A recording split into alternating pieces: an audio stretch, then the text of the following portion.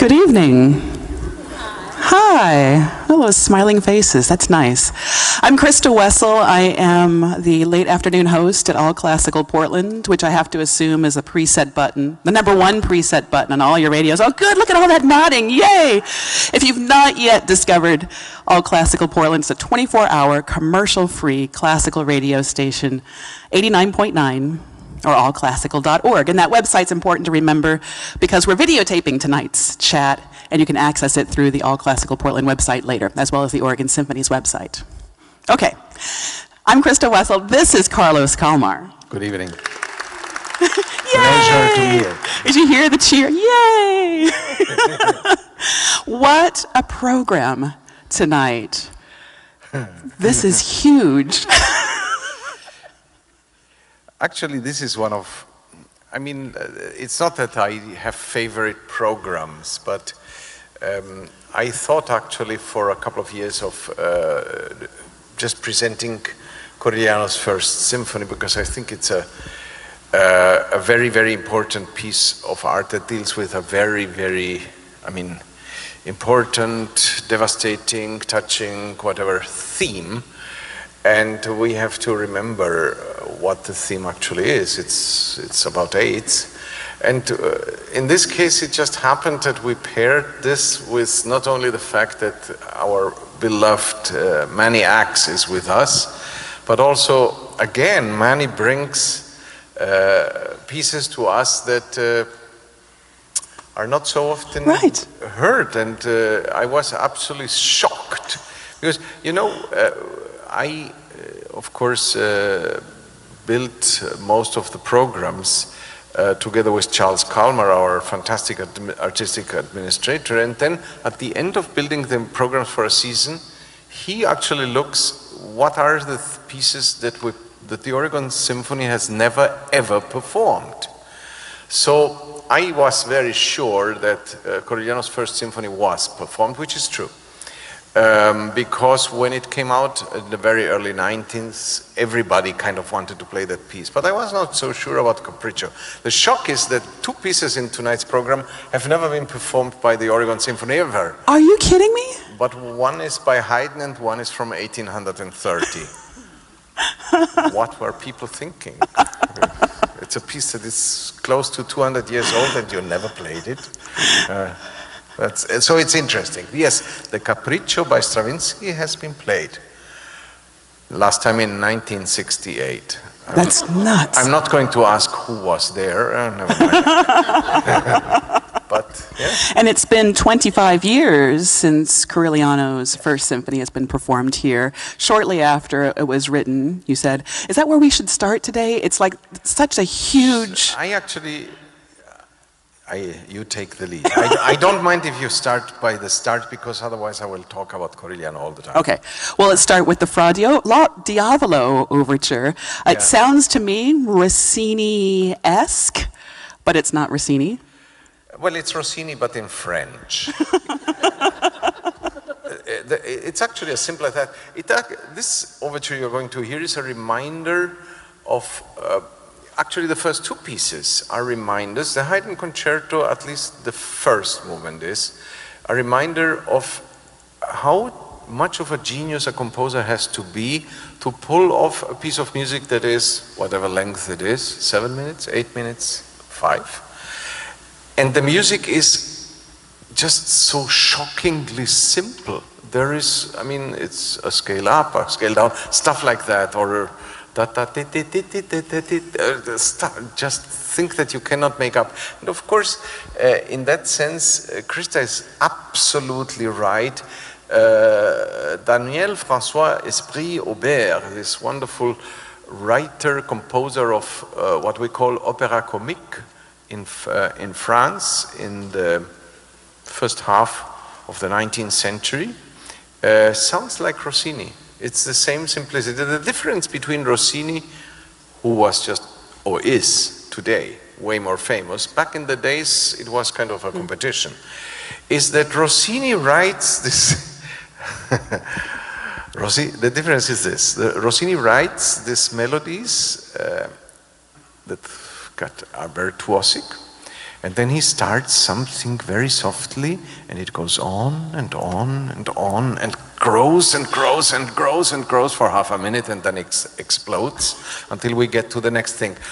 Auber doesn't really do that. It's actually it's a different structure of how he treats melodies. However, there is something like that, because at least this overture has 3 parts. The first part is like an introduction, is a march, and that march actually works like Rossini, as I said, French, because aside from a snare drum intro, the strings come to the stage essentially one by one. You're going to hear the first sound, aside from snare drum, you hear is 1 violin. And then it's 2, and then it's 4, and then it's 8, and then it's everybody, and then it explodes, and then it dies away exactly the way it came until the march is gone. And then we get to part 2, and the part 3 is just the coda, which is just very, very fast. And everything is very funny. It's very clever. It's really clever. And this is the only piece that is still being played, even the entire opera is still being played in Europe, in smaller houses, because I even read the plot. I'm not going to tell you the plot. It's comic opera, meaning this girl is still in love by that, but she has to marry that one, and then there is the thief, Fra Diavolo, who wants to rob everybody, and at the end she marries the right guy. It's fine. And Fra Diavolo gets arrested. Wow. Opera. Yeah, opera. It only happens in opera. Then after this clever beginning to the program, we move on to an incredibly clever piano concerto by Haydn. Toes will be tapping, smiles will be on faces. It's just pure delight. It absolutely is. And it is actually typical Haydn, maybe a little more simple than the usual Haydn, because I cannot even tell you from which period it is. It's probably between 1780 and 1785, which is a large period of years for a composer, and especially Haydn probably wrote 20 symphonies at that time, I don't know. And I was actually talking to Manny about what is the difference between Haydn and Mozart when they write piano concertos, and he's made a very good observation. He said, well, in Haydn, the orchestra plays a theme, the pianist repeats the theme, pretty much word by word, or the other way around, but it's kind of a repetition of what was there. Mozart doesn't do that, especially not in his last, let's say, 10 to 15 piano concerti. The orchestra plays one thing, and then the pianist says, oh, that's nice. Let's look at it from this angle. And also Mozart always has this operatic touch, which Haydn does not have at all. But as you said, this piano concerto is just pure. You just sit there and you have a good time. Yeah. So how is it that it came to be paired with Stravinsky, of all composers, on this program? A Haydn Piano Concerto, then Stravinsky's Capriccio. Well, I can tell you the truth, which is Manny suggested it, and I said, sure. I mean, it's one, Emanuel Ax is one of those soloists where just show up. Whatever you want to play, just play it, I will be there. That's what we say. But on a more serious matter, this is a very, very smart selection, because, so the Esprit Auber is kind of French silliness. Haydn is just also very humorous, and so is the Stravinsky. This Stravinsky is actually a very, because we know Stravinsky as Rite of Spring, Firebird, but this one, it's a very playful piece with, it's not that he quotes things, but it's borders here and there, not all the time, to music that you hear in bars and coffee houses.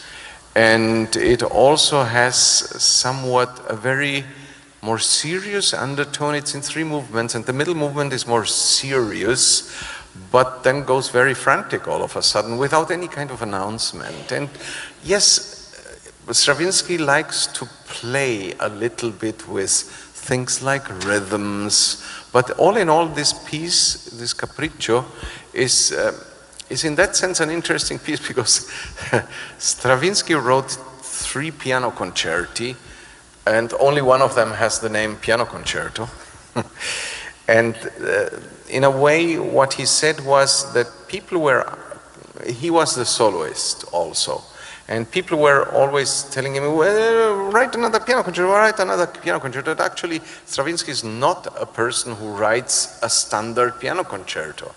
So he decided, after writing the first, he writes this piece, Capriccio, and it's just a funny little gem which uses the piano all the time. I mean, many plays, there is pretty much all the time he plays, but the fact that he plays all the time doesn't mean that he has the principal voice. Sometimes he just plays some accompaniment, sometimes he completely takes off, sometimes he makes jokes, sometimes we as an orchestra respond to the jokes. It's one of those pieces that I personally recommend, and that goes certainly for the piece after the intermission, that you should hear more than once, because there is a certain progression in tonight's program, even in the first half. All 3 pieces in the first half are funny to some extent, but the progression is that they get increasingly, and I use that word in a very positive way, more intellectual. Because Esprit Auber there is nothing intellectual about that. Haydn, I mean, Haydn, I always say the same. Haydn is so intelligent, humor. And Stravinsky is very witty. I mean, some German critic said it's kind of a conversational piece. True, but so what? Yeah, good. Give it to me. One of the things I love about the Stravinsky Capriccio, I don't know how to say this without sounding biased, being a wind player myself, there's half the number of violins on stage in the Stravinsky. It sounds like an interplay really between wind. Trust me, they love that too. Yeah, between winds and piano. I mean, the strings are there, yes, but wow, what meaty stuff for the winds. I love it. Well, it's one thing that Stravinsky actually always liked. I mean, there is a concerto for piano and orchestra, but the orchestra consists actually of wind players and double bass. Which, of course, the cello and the violas and the violins love that, because finally they get a day off. Break, yeah. And this, yes, it's true. There is no second violin, there's just violin. One thing that is very unusual in this concerto as well is not only the excessive use of wind players, but also there are 4 concertato string players. There is 1 violin, 1 viola, 1 cello, and 1 bass who play solos also all the time. I'm told that they have their own music, their own stand. Their own stand and their own music, and yeah. They do their own thing. Definitely do that. Well, you were talking about the program going from lighthearted to a little bit more, I forget what the word you were, I was thinking, I was going to say agitated, right? Because there's a little bit of agitation in Capriccio, even though it's lighthearted and clownish. It's like you can hear the clown who might have a smile, a frown in the background, right? Yeah, and sometimes, as you know, clowns, as we probably all know, are incredibly depressive people.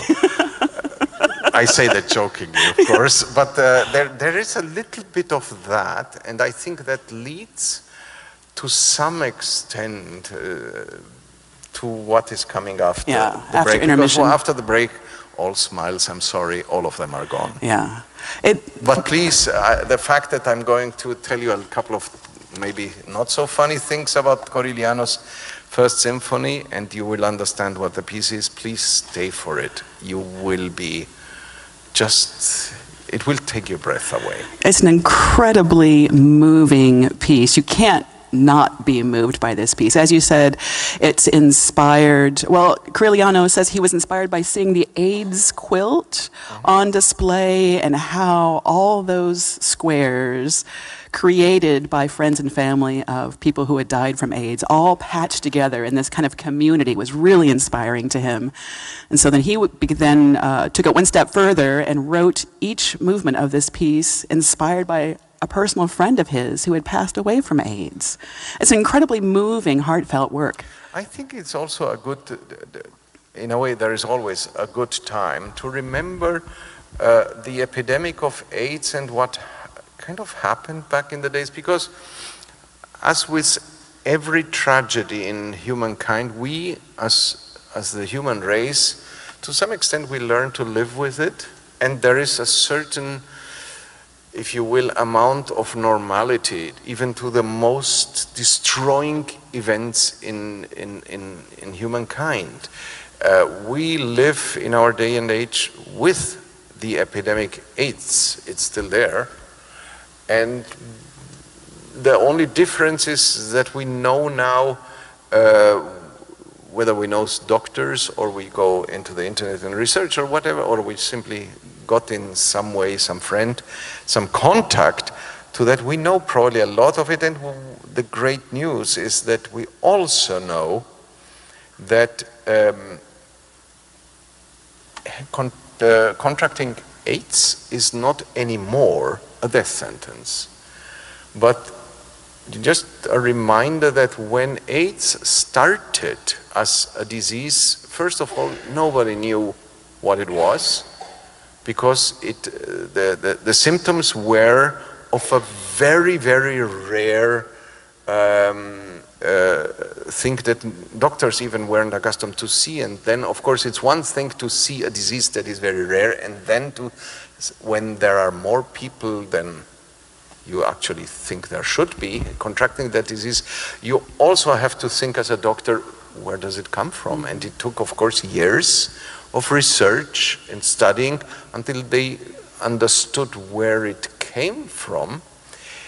But in those days, which were definitely not good days, it was also customary that people who died from AIDS sometimes just disappeared, in the sense of they didn't even get a proper burial.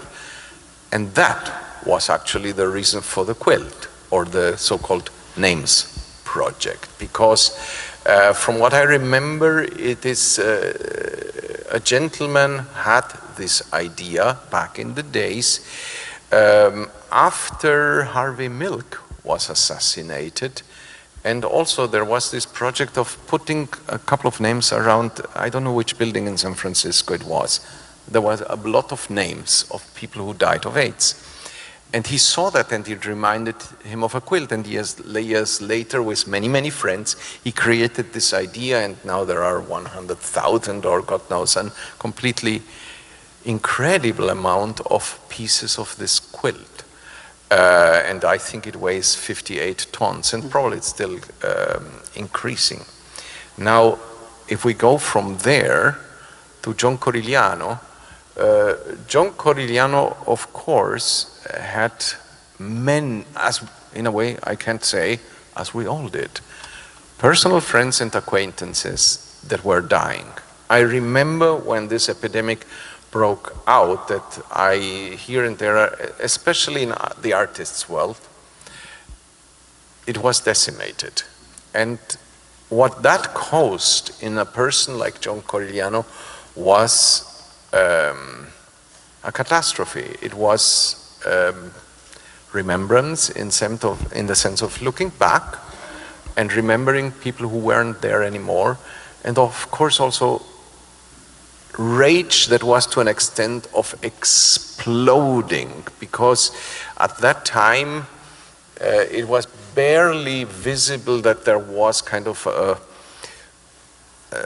people were getting a real notion about what AIDS is and how maybe to slow down the epidemic, not to cure it, slow it down. I know that I mean, I have one or two personal friends who have been living with AIDS for 25 years. So medicine is a miracle. Yeah, it is. It is a miracle what happens, and yes, but back then in those days, not. And John Corigliano is a composer that was always a little bit reluctant to write a standard piece of music in the sense of this is my symphony. He thought that's very self-serving. But this, all of this, and the Quilt project led him to think about a symphony, and he dedicated this piece to a friend who actually saw the premiere, all three performances, and died a week later of AIDS. So there is a lot of very personal tragedy. And let me just give you a little hint of what you're going to hear. This piece is going to go at, it's going to go at you with absolute brutal force. That's the rage part is insanely devastating. The rage part happens not only, but mostly it's the first two movements in very different fashion. The piece kind of from the very beginning has an intensity that has no parallel, and it comes crushing down on the audience until it quiets down and you hear things, but it still insists on this complete despair, and you have to try to, I think that I mean, it's just an idea. If you have, and it does not need to be AIDS, if you have something in your life that made you actually want to scream with despair, you are going to understand what this piece is at the beginning. And then comes this absolute devastating moment where you hear a piano that plays outside of the stage, and the piano is going to play a piece by Godowsky, or flashes of it, and that will bring to you the second quality of this piece, which is remembrance, because that is the first hint of remembering, because the first movement is dedicated to a pianist friend who used to play this Godowsky piece, and you hear it from the distance. And the second movement is a tarantella. Tarantella is a dance from southern Italy that starts always a little slow and goes into complete frenzy until people kind of are on the floor.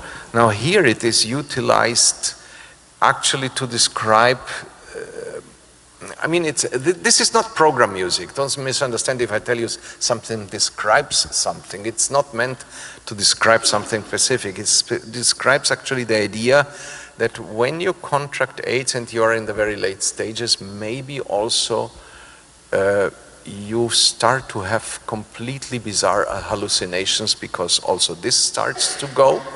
So this second movement goes into a frenzy that you will be like this.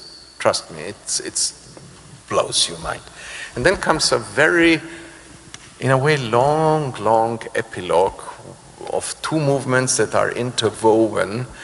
Giulio's song is the first and the other is the epilogue, that are very soft-spoken. And here, aside from one of the most stunning solos for our two cellists, mainly Nancy Ives and Marilyn de Oliveira, they are, I mean, you really want to listen to that. And then comes different melodies in the orchestra, in the winds, mostly, that have something to do with specific people. In the score, when that happens, melodies, flashes of melodies, there's always a name on top in the score. You see, oh, this was for John such and such, and you know, oh, another one who died, or another one who died.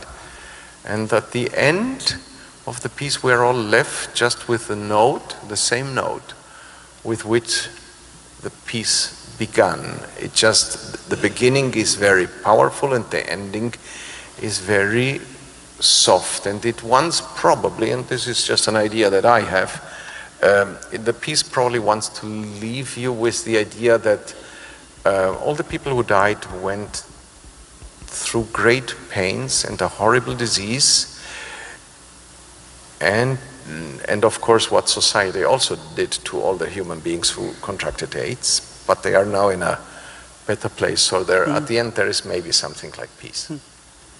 The title of this symphony, Of Rage and Remembrance, you hear both in equal measure, the haunting melodies that return and the rage, as you said, certainly. It is such a journey. And I'm glad you've come early because this context helps you maybe more deeply appreciate the symphony. You can certainly appreciate it on its own, but I'm glad you've come to get a little bit of background. That said, before we wrap up today, I want to mention that tomorrow, I'm going to mention this for our video and for you in case you'd like to come back. Tomorrow, after tomorrow's matinee, about 4:15 or so, 4:20, there will be a post-concert panel regarding the changing landscape of the AIDS/HIV epidemic in connection with this piece of music. 4 panelists are leaders from Our House and the Cascade AIDS Project. I think it's going to be a beautiful tie-in to this incredibly moving piece of music. So if you'd like to come back tomorrow for that. I must say, for every one of you who last year participated and attended this the Soundside series, and where we talked about immigration and environment, and mainly about lack of housing, homelessness. This is not a concert that intends to go into that direction, but because of what it is, it actually does. Just with a theme that, yes, it exploded in the 90s, but it's still there. That said, thank you for coming. The program starts in such a sparkling manner, but we go on quite a journey together, and I'm glad you're here to share it with all of us. I'm Christa Wessel, and this is Carlos Kalmar.